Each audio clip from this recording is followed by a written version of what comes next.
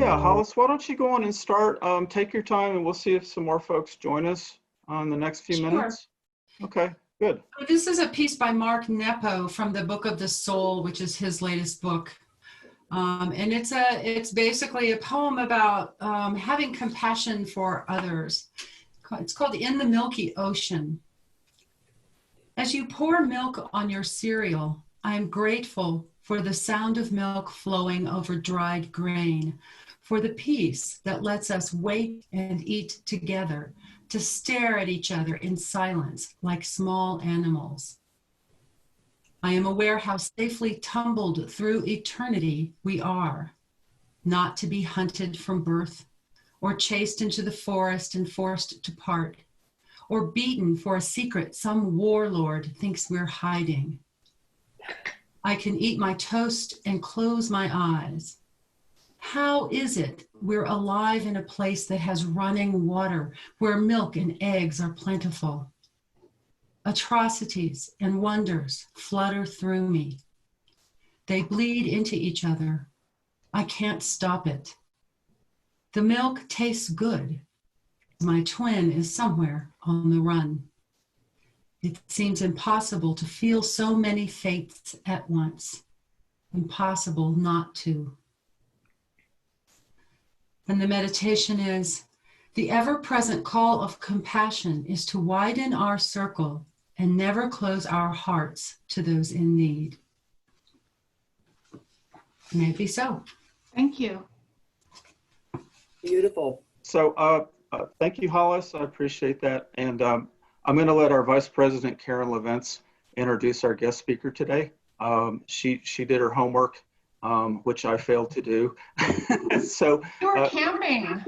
I was camping. That's right. Got the last bit of backpacking and camping up in the San Juans with some friends. So I was, at least good part is I was able to come back and be here today. So Karen, would you take over and introduce our speaker for us? Sure, gladly. Thank you all for being here today. It's wonderful to gather again. And we're very lucky to have with us Dr. Janice Knoefel, MD, to speak with us on geriatrics and Alzheimer's and dementia. And I'm going to read a brief bio that she provided.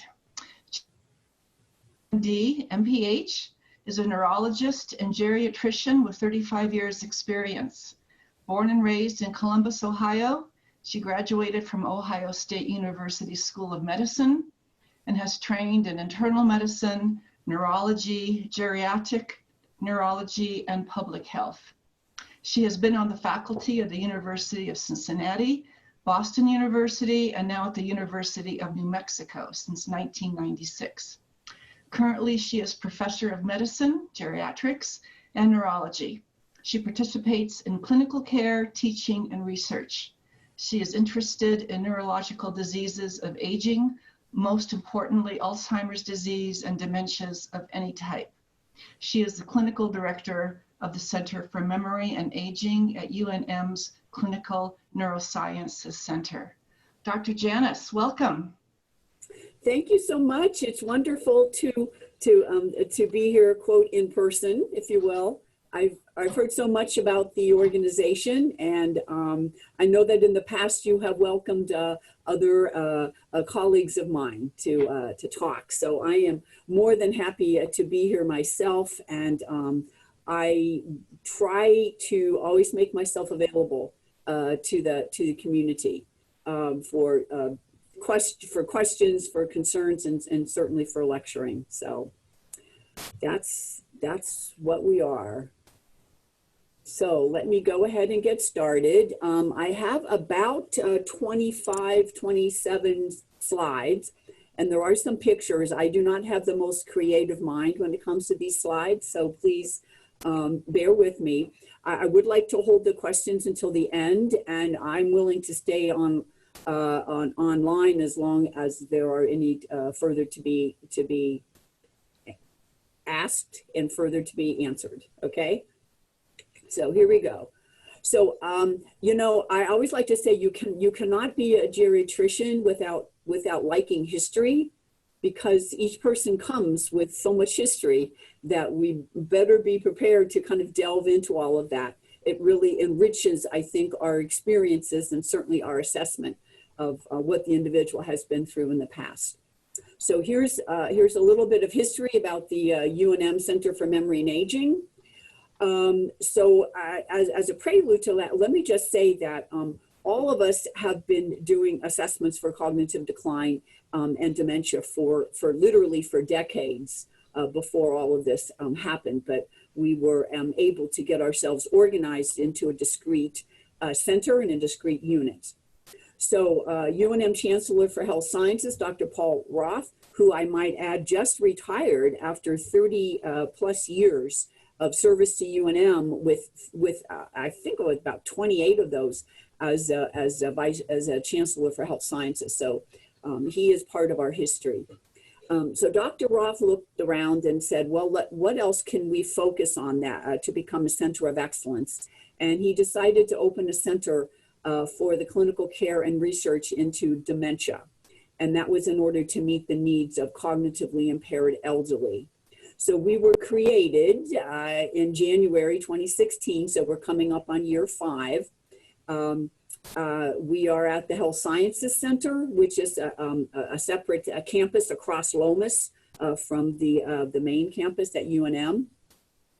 And we are the first center in the Southwest specializing in Alzheimer's disease and vascular cognitive impairment with related dementias. And I will show you a map in just a few slides here. So this is our mission statement. We want to ensure, it is our goal to ensure that all New Mexicans have access to quality dementia care and will benefit from advances in research. And to answer that, to actualize that, the Center for Memory and Aging will provide outstanding diagnosis, clinical care, and treatment. We will conduct world-class research to discover the causes and then the cures for dementia. We are dedicated to educating the next generation of healthcare professionals in dementia and Alzheimer's disease, and to overcome significant health disparities in our state through community education and outreach. Now, why do this? Why are we concerned about Alzheimer's disease and dementias? Well, there are a lot of New Mexicans living in the state who have these conditions. It's estimated about 36,000. You know, the year 2025 is not that far away. It's estimated that this will reach up to 53,000 by that time. You take the number of individuals who are affected by dementia, and basically you triple that in order to get the number of family, friends, and community members who are caregivers and support persons for those New Mexicans. We know already that there are no other centers in New Mexico dedicated to dementia, so we found this as to be an opportunity to become a center by, number one, consolidating existing UNM programs. So we are already providing some care and some research and some outreach, but now we have all come together for the past 5 years. And we also want to coordinate activity of other UNM professionals and scientists who may be working in related but somewhat distant fields associated with processes that cause dementia. So here's the map I promised. So all of the blue states actually have Alzheimer's centers, and you can see that they are pretty well concentrated on the coasts, but also in the Midwest and the upper Midwest, if you will. And here we know where New Mexico is, of course, and there is really, other than one center in Phoenix, there is nothing in the Mountain West dedicated to caring for and researching causes of dementia and Alzheimer's disease. So there are 31 funded Alzheimer's disease research and treatment centers in the US. Actually, that number is actually 33. I'm sorry, I did not correct that. And UNM wants to change the map. Don't you love it? We want to change the map by putting New Mexico on on the map with our own center in New Mexico. Here we go. So what we do, well, we do clinical assessment and treatment. That's what the community needs are. We also do research and we further explore ways to inquire into what more we can do for individuals and families who have individuals with dementia and cognitive decline. And we also do a lot of professional and community education. And we do that by providing enhanced diagnosis and treatment. We offer and encourage more participation in research, and we provide more education for healthcare providers in the community and also for all of our communities around the state. So who are we? So here is Dr. Rosenberg talking to a person. I'm not sure if it's a patient or a family member. And this is where our clinics are. So we have Dr. Rosenberg, Dr. John Adair, who is my long-term colleague, working actually both at university and at the VA, myself, and then we do have a recently added nurse practitioner, Gladys. So where do we do our patient work? Well, these are some of the details for how to get a hold of us. We do have an email, a general email that's answered. We do have a website that probably is the best place to go, in particular for such things as referral forms right on the website, a map and directions right on the website. So that's really an excellent source for information. So this is where we do our patient work, our clinical work. And this is, again, a slide that will help to illustrate that. While I was preparing this, I noticed that there actually is a mistake because the arrow, the street that is labeled as Lomas, it looks like it is headed towards I-40, and it's clearly not headed towards I-40, right?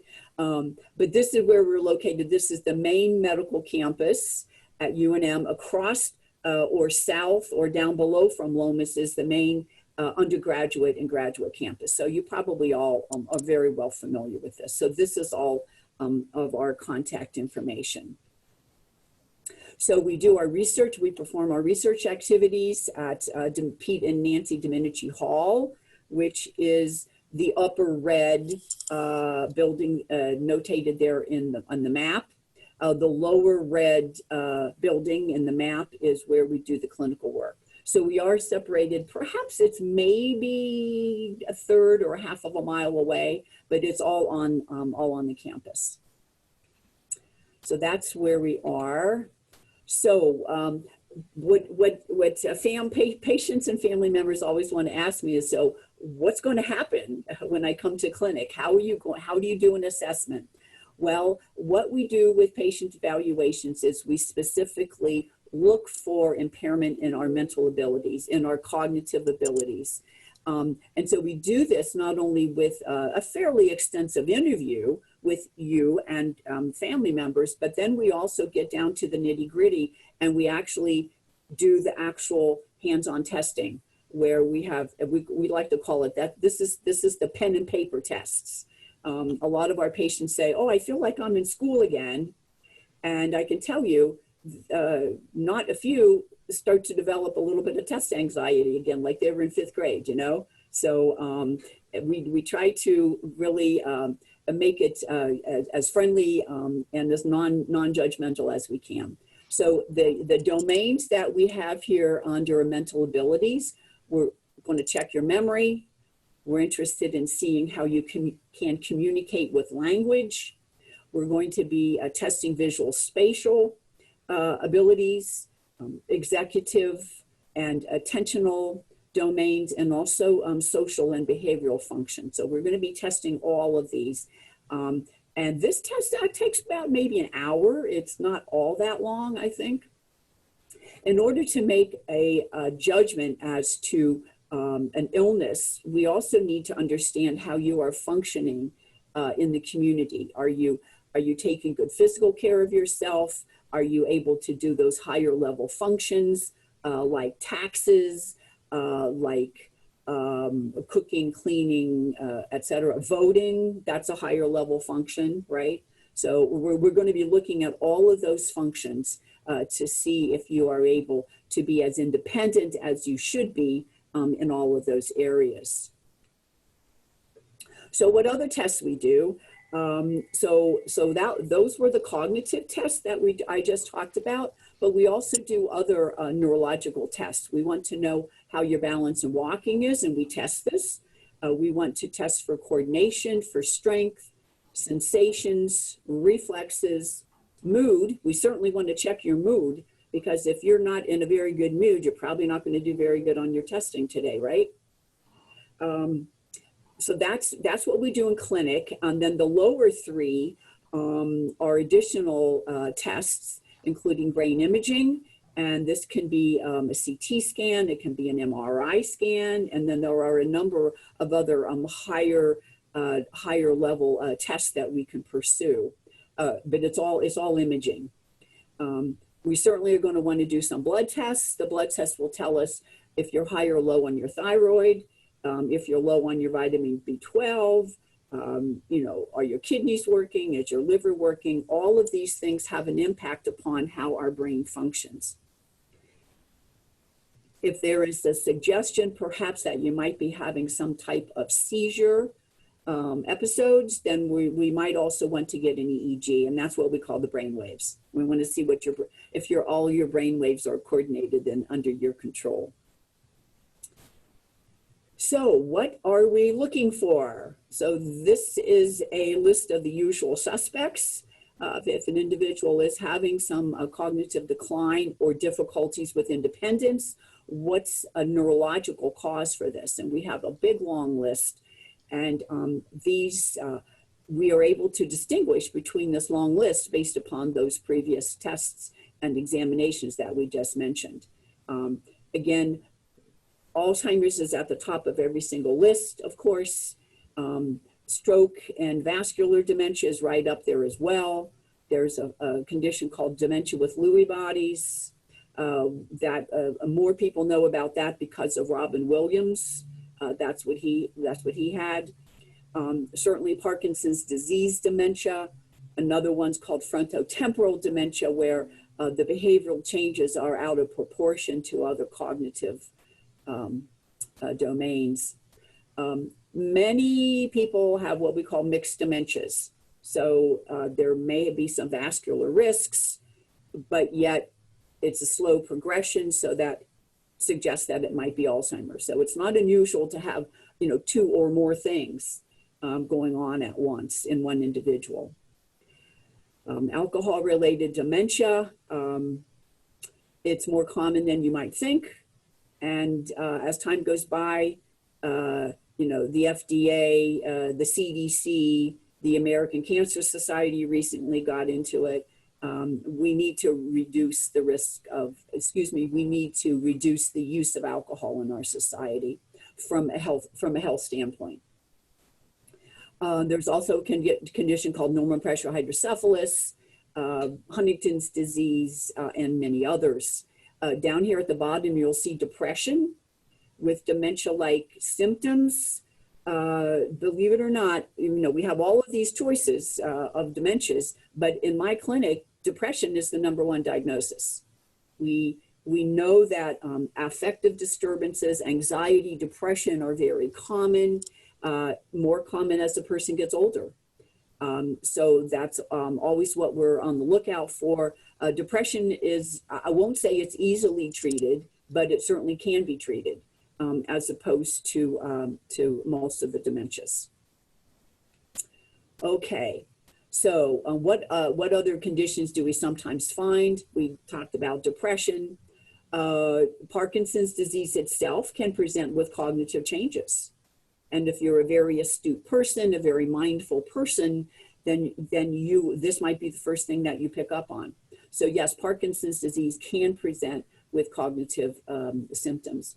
There's another condition called PSP, or progressive supranuclear palsy. It's unusual.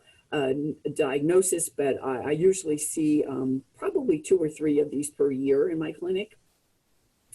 We also have something I call it mindful aging. So we're getting older. We can tell, we can perceive that we are having changes in our cognitive abilities, and generally that's correct. You know, we're not going to be as sharp at 80, I believe, as we were at, say, age 40.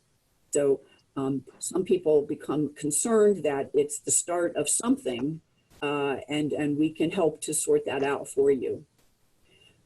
We know that sleep disturbances are also very rampant in our American society, and diagnoses such as sleep apnea and insomnia, or medications used to treat insomnia, can really lead to cognitive decline. So we're always on the lookout for those conditions as well.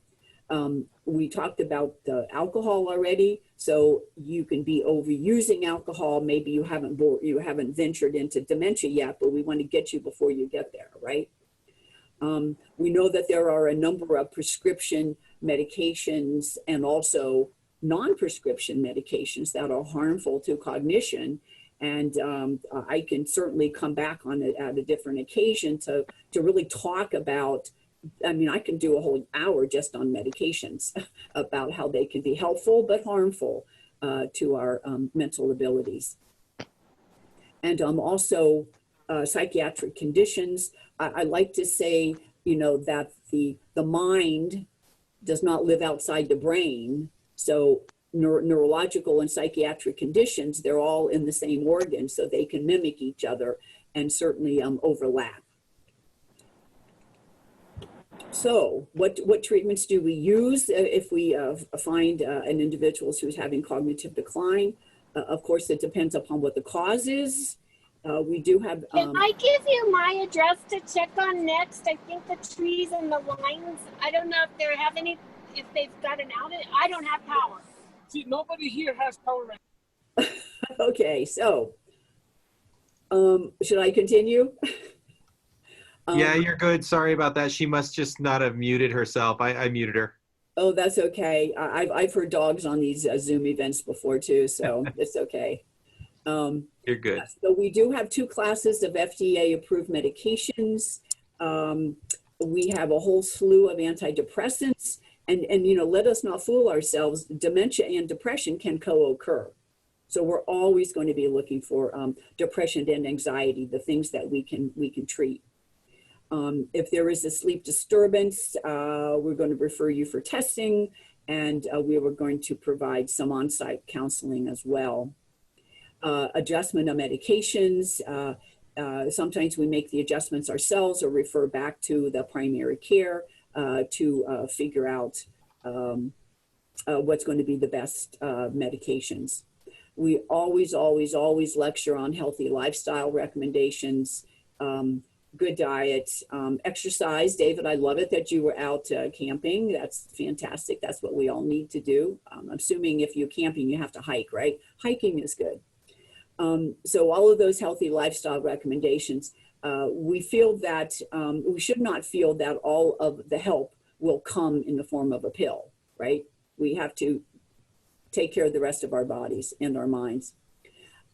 Certainly counseling on harmful habits, smoking and drinking in particular. And last but not least, of course, if we do substantiate cognitive decline, early referral to the Alzheimer's Association and all of the references and help there. So let's talk a little bit about the research. You know, what the heck is going on in research? Let's talk about that a little bit. So we do have ongoing here at UNM with the work of Dr. Gary Rosenberg, basic science research. So you say, what is basic science? Well, basic science is really looking at the underlying what goes wrong in our brain, what goes wrong that leads to symptoms or leads to loss of certain functions that we have. So we're looking into the basic science related to vascular disease and also the overlap with Alzheimer's disease. So you say, well, what is vascular disease? Well, vascular disease is a impairment of circulation, and it can be a large blood vessel or it can be a very small blood vessel. These vascular impairments can lead to heart attacks, can lead to kidney damage and failure. They can lead to stroke, commonly obviously in the brain.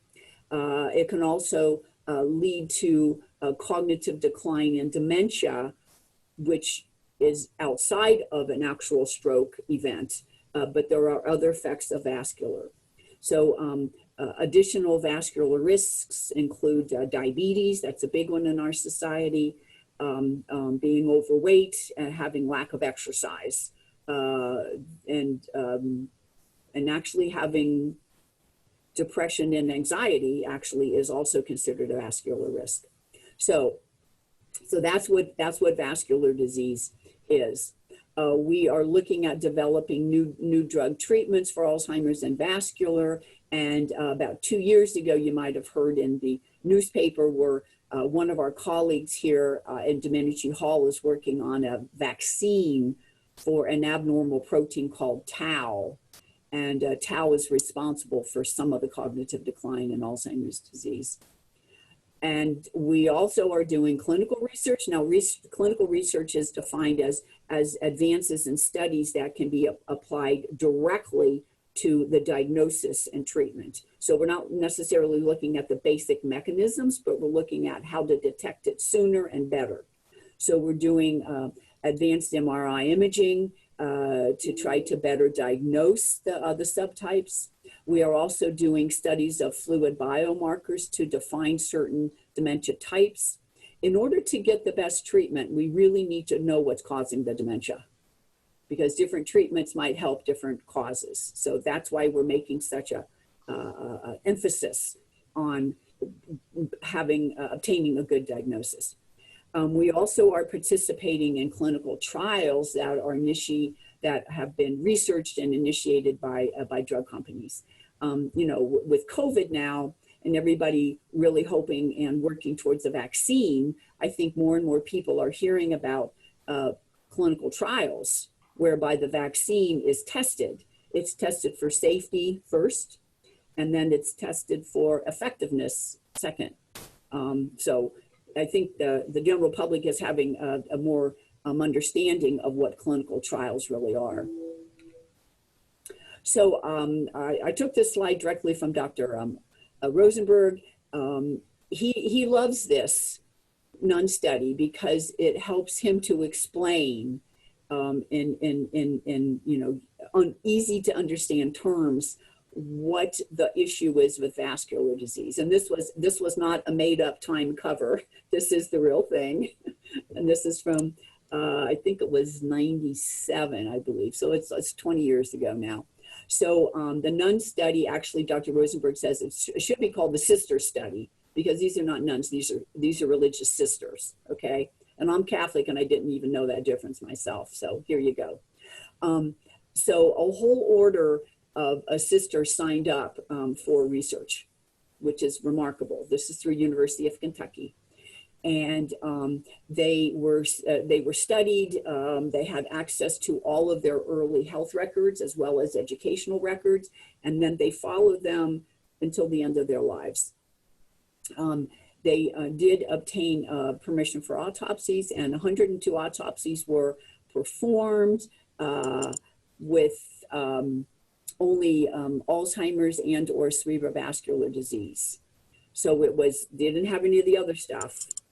And so this study showed that 93% of sisters who had both Alzheimer's changes and cerebrovascular changes had dementia. So that's a very high percentage of those individuals. On the other hand, if you just had Alzheimer's changes in your brain, but no cerebrovascular illness at all, you had about, a 1/3 or a 40% chance of not being affected, not having dementia. So that really shows that there is a synergism between those two factors. And that's why we are really, really looking at this. So we know that Alzheimer's disease and vascular disease form a spectrum. You can have pure Alzheimer's and you can have pure cerebrovascular. Most of us are somewhere in the middle of that. And that's part of the work that we're doing. And this is actually, you've heard the term perhaps mixed dementia. It means mixed causes or multiple causes of dementia. So this is being recognized at the national level by National Institute of Health. And they, just about 4 years ago, they did not know about our formation of the UNM Memory and Aging Center, but they were independent in coming to the same conclusion that the interplay between vascular and Alzheimer's needs to be explored. So they established a consortium. You know, they sent out requests for applications to the whole country, and they wanted to establish a consortium of medical centers who would coordinate and cooperate with the research being done in all 7 of those centers. The sharing of ideas. It's almost, if you will, it's like group science. And we already know that groups of individuals generally make better decisions than individuals. So that was the whole idea here. So this consortium was started in 2017, and we were selected as one of the 6 centers. So that was fantastic for us because we got more money. We were able to have a lot of dialogue with the other centers that really were working on the same issues. So generally when people work together, you speed along the progress. So that's been since 2017. And this is, again, this is a Venn diagram that kind of shows what it is that we're talking about. We have Alzheimer's disease in the green. We have vascular disease in the red circle. You can see there's a lot of overlap. And what's really hard to get at, actually, are the changes of aging. So what can we, isn't that always a good question? What can we expect with aging? And it seems that aging can accelerate some of these processes. So you and I might have had these changes, maybe when we're 50, but now that we're 85, it's like, okay, now they're really starting to take hold and I'm starting to have a cognitive decline. So this is what we're trying to unravel and to understand, because then we can create better treatments and better diagnosis as well. Okay. So this is what we're currently working in. We do have a nicotine patch study. It's a national cooperative study looking if nicotine delivered by patch can help to sharpen our attention, which means potentially more information will get in. If we're paying attention, right, we have a better chance of actually remembering things. So that's an ongoing trial for us. Other additional studies that we anticipate for treatment is now that we have this consortium working on the vascular cognitive impairment, it seems as if there is a real role for inflammation. The end result of almost all of our disease processes in humans is we get this significant inflammation. And so potentially there will be some anti-inflammatory agents that we can use in these conditions. And one of my main campus colleagues, who is a microbiologist, is very interested in the role of the nasal biome. So that means all of our friendly bugs that are living in our nose and sinus passages. Is there a role that they play in contributing to the start and progression of Alzheimer's disease? So here's a picture of some of us. This is the list to the left is current. The picture on the right is not current. We're gonna have to get a new picture. Maybe when COVID is over, we can do that. So Dr. Rosenberg is the gentleman in the middle.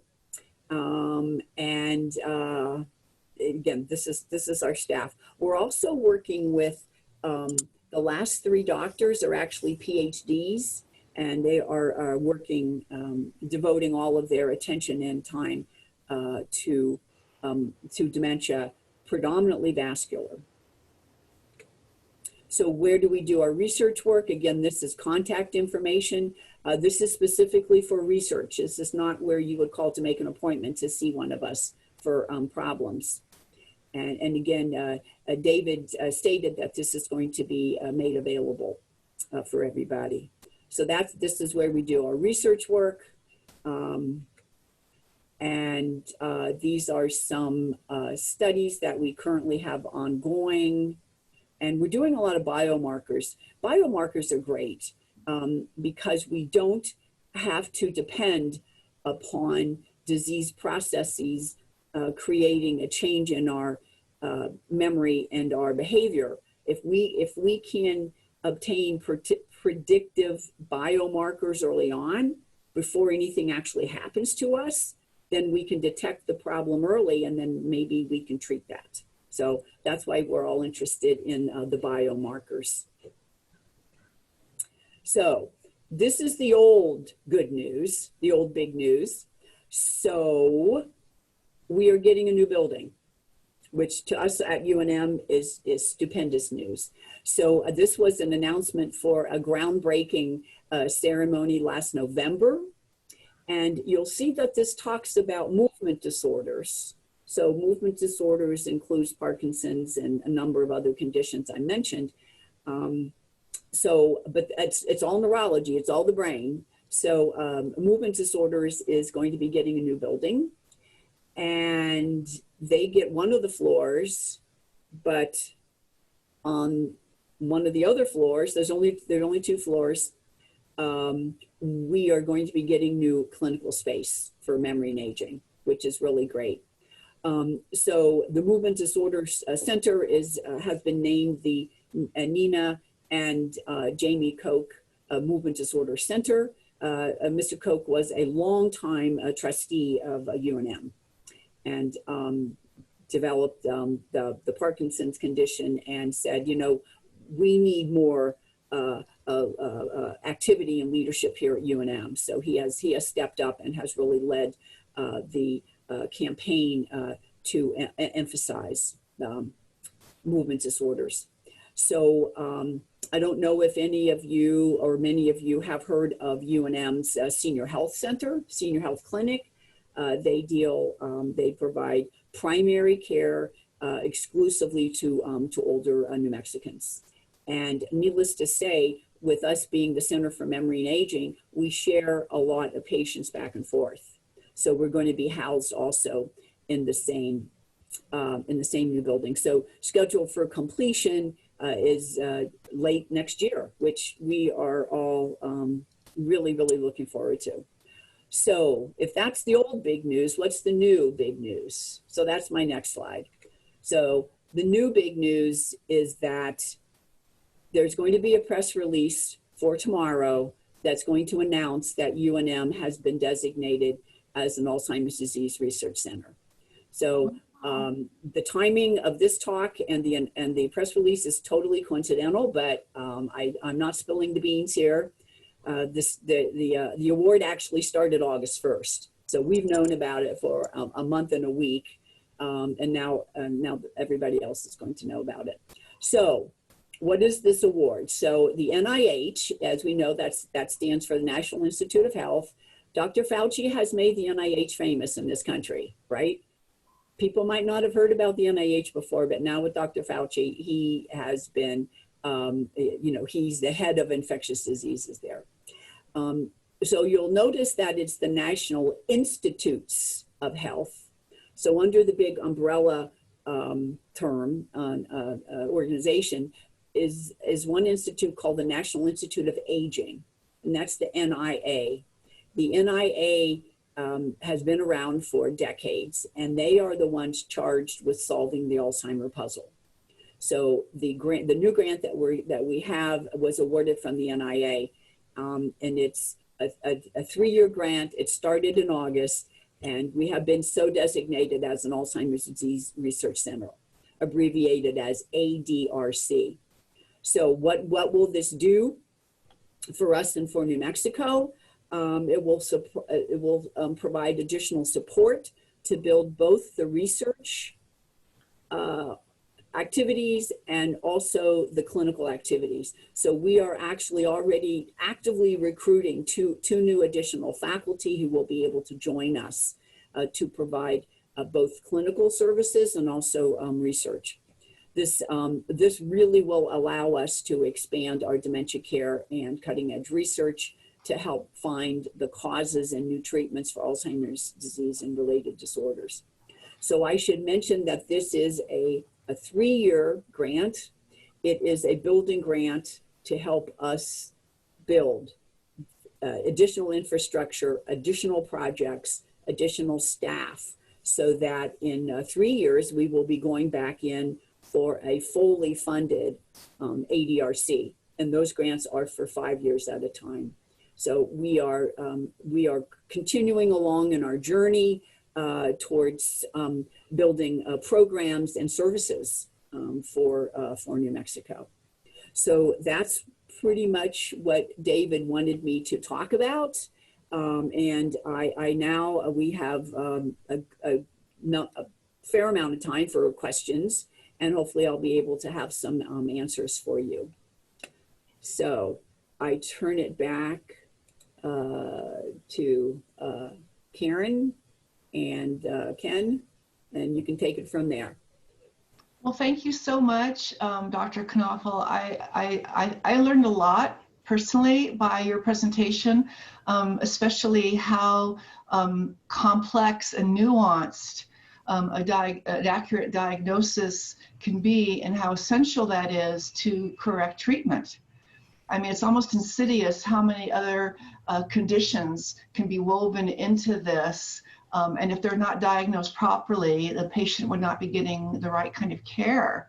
Correct. So I was very impressed by this. Thank you so much, really. Ken, I think we have quite a few questions. You want to start fielding those, please? Yeah.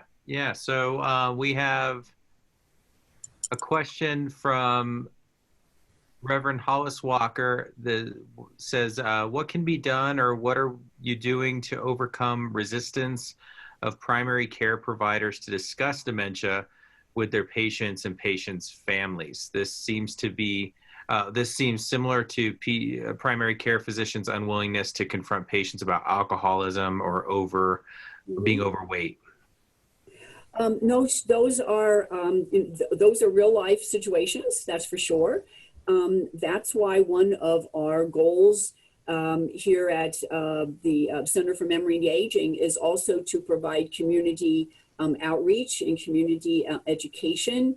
Listed on our website is an actual one-page referral form that the individual can print off and actually take it to their doctor and say, I've heard about this. I've had friends who have gone there, and I think my husband or my spouse needs a evaluation of their memory because it's not very good. Doctor, will you please fill this out and fax it over to them? So that's one trick that we use. Another trick is, and so, there are some individuals who do not have primary care providers. We know that. So we also will take a referral from the person or a family member. We will then take that information and go back to whatever the current primary care provider or the past primary care provider, ask for some records so we can get the records, and then start to find an appointment date that is available and acceptable to the individual. So you're right, we do have that level of resistance. And I think we have found some really good ways around that, because then we will engage that primary care provider because they get back a report that we send back to them. So we do have to be proactive. Perhaps a more difficult situation is when the individual themselves has some resistance. Or it's not, I don't know if it's resistance, sometimes it's just lack of recognition that they're having a decline. And actually, that is one of the functions that we test for. you know, the quality insight. You know, we have insight into the world around us, hopefully into our own self as well. And sometimes with these dementias, that level of insight is gone. It's part, you know, that becomes part of the illness. And so we have, again, a fair amount of experience in working with individuals who say, I have no problem, I'm fine, you know, what am I doing here? So, you know, we do have, you know, techniques, kind and gentle psychological techniques that can help still define what the problem is. But those are, you know, that's an excellent question, because we run into that problem not infrequently. So, Doctor, you went in a little bit in this direction, but another question from Hollis was, what's the current wait time for an appointment or assessment? Well, you know, we were doing pretty well before COVID. I think everybody was doing pretty well before COVID. So before COVID, we had about a 10-week wait time, and now it's back up to about 6 to 7 months. But part of that was because we were changing personnel. So now we have a new nurse practitioner who started 2 weeks before COVID. So we've been able to get Gladys trained and functional. And so she's doing great. She's doing very, very well. We are doing anywhere from, I'd say, 60 to 80% of our visits remotely and virtually, which, to tell you the truth, for people and families coming from a distance, that is a godsend, that we are able to get a lot of what we need, a lot of the information by either a video or a telephone link. So that's how we are how we are operating, and we are fielding initial new consults virtually, so we can get that process started. So we I believe that we actually are working more efficiently under the current circumstances, because now we have more technology at our fingertips. So for me, for us, I believe COVID has had, it's a mixed blessing. We've been able to progress in other areas. Thank you. Sure. I do understand the wait time is always an issue, and we are trying to make ourselves much more accessible. This one's very interesting to me personally. Is another question from Hollis. Are sleep disturbances seen primarily as causative or symptomatic of dementias? Oh, again, that's a great question, because they can be causative, but then they can also be as a result of dementia type problems. So if a person has sleep apnea and we're not getting into REM sleep, because REM sleep is the restorative level of sleep, and that's really what we need. So if a person has 5 years of fairly significant sleep apnea, you just doubled your risk of dementia. But then, you know, we know that all dementias are not created equal. So the sleep dysfunction adds to the vascular scale. So it puts its finger on the vascular scale towards causing dementia. And then once you have the vascular pathology in operation, then if there is underlying Alzheimer pathology, it's going to be unveiled. So yes, it adds to it for the most part with primary sleep disorders. Now, there are a number of secondary sleep disorders that can be seen as a result of some of the dementia processes. And the one that we know the most about is dementia with Lewy bodies. That lack of REM sleep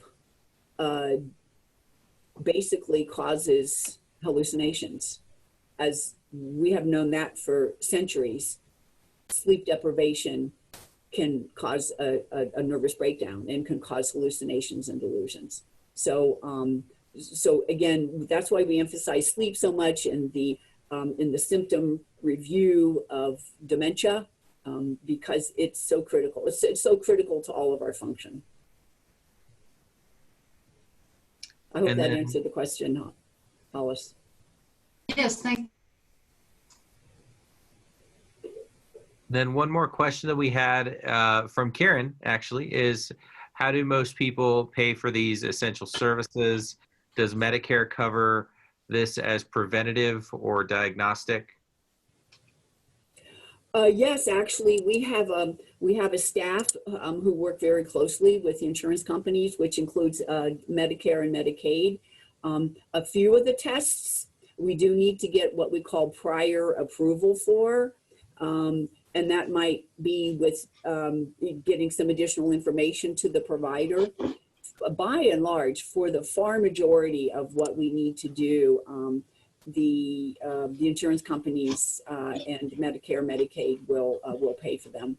You know, there's a couple of administrative hoops we have to go through, but you know, to be honest, we're kind of used to it, and we have our staff set up to do that. We do have the ability to order some specialized imaging tests for, you know, under certain circumstances that can really tell us, you know, do we have Alzheimer's pathology present? You know, is this Lewy body? You know, is this frontotemporal dementia? So, so for certain unusual instances, unusual cases, we can delve deeper and, you know, come up with a definitive answer. Where I would really love to see progress, of course, is for blood tests, right? I mean, there's not too many people who won't take a blood test, right? Some companies and some universities are really making great progress towards discovering a blood test for Alzheimer's.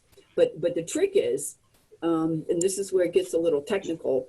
So believe it or not, in our brain, we all have the proteins that potentially can go to form Alzheimer's disease. And depending upon our genetic makeup, some people have more of this variety versus that variety.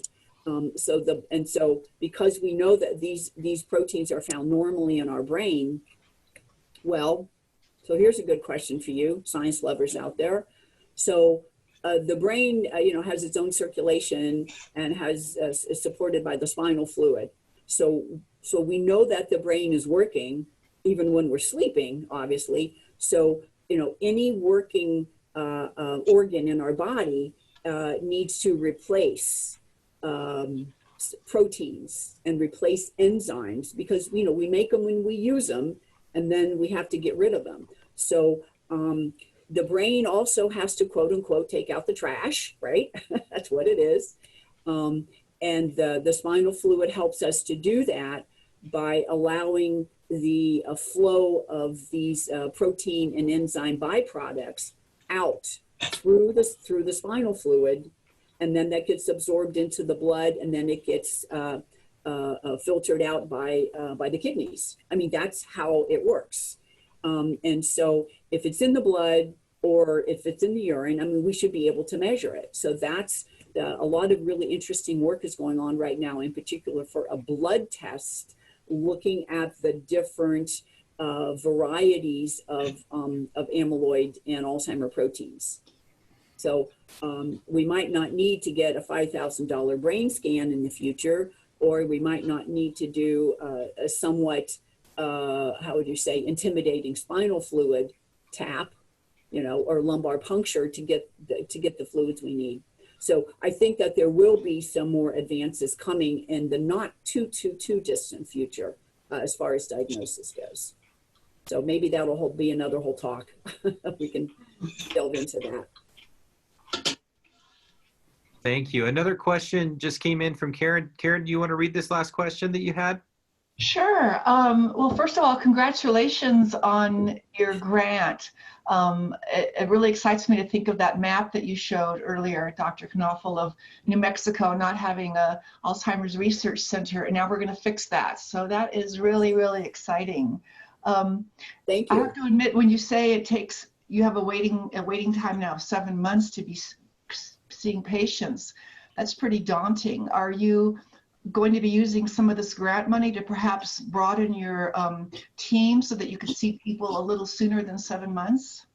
Oh, absolutely. In fact, there are no team members that we are recruiting just for research. It's going to be clinical work and it's going to be research as well. And we currently have an ad out that's already out.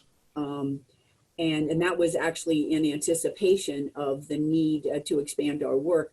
And now with the notification that we've had this new grant come through just last month, we are in talks with another individual already. So we are looking to add 2 clinical and part-time research staff in the fairly immediate future. We don't know. We can't see the future, but we have one individual that we're actively talking to.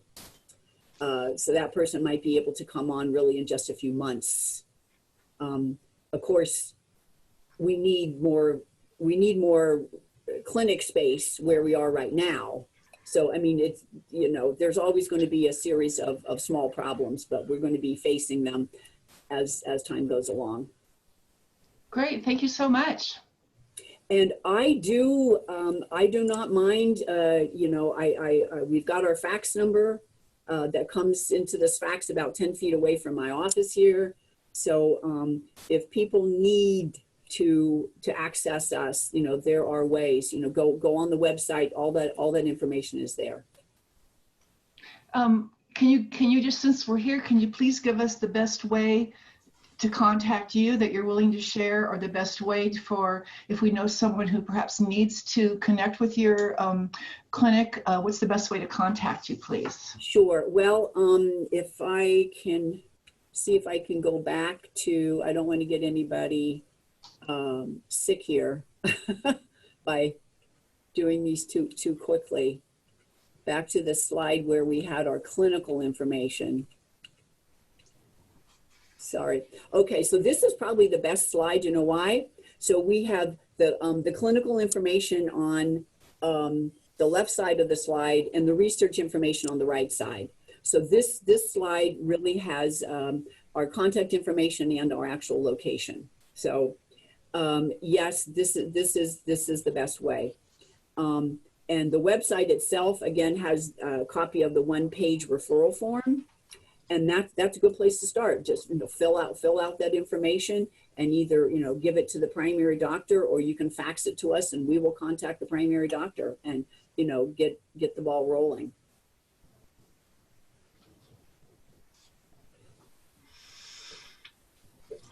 Well, great, thank you. I'm taking a picture of this page right now. Thank you. Yes. Well, as soon as we get off the call, I will send a copy of this to David. Is it appropriate, Karen, for me to send you a copy, or Ken a copy? What do you recommend? Yeah, absolutely. And we'll have this video, the presentation, the Q&A portion, and everything online in short order, and we can shoot out the link to the network. So also any members that weren't able to join us live today will be able to catch up on it. Fantastic. I'm impressed with your work up there. Keep it up. We need everybody in this fight as we can get, you know. Well, thank you. We have time. Does anybody else have any questions or comments you want to share? No? Well, I think this was a wonderful virtual lunch. And Dr. Knoefel, thank you again for taking your time to be with us and really educate us. I think it's really relevant to the healthcare network and to our cause, and I'm really grateful. I want to mention that our next gathering, a healthcare network gathering, will be on October 14th. It'll be a virtual mixer social. And the Montecito is hosting, which means they're going to be making some fabulous virtual food, which we will not be able to enjoy in person, but we'll enjoy virtually. And that should be interesting. So look for your emails. Ken, will you be sending something out for that? Yeah, we'll get something together as soon as we have more details on exactly how they want to conduct everything. And so look for that in your inboxes. I'm going to ask that they send each of us this quiche they made today and put on their website. It's a bacon chorizo pepper jack cheese quiche that they photographed and sent out. And I'm going to ask that we each get one of those. That's my Good idea. Well, listen, unless there's anything else, I think we can call this end of our gathering.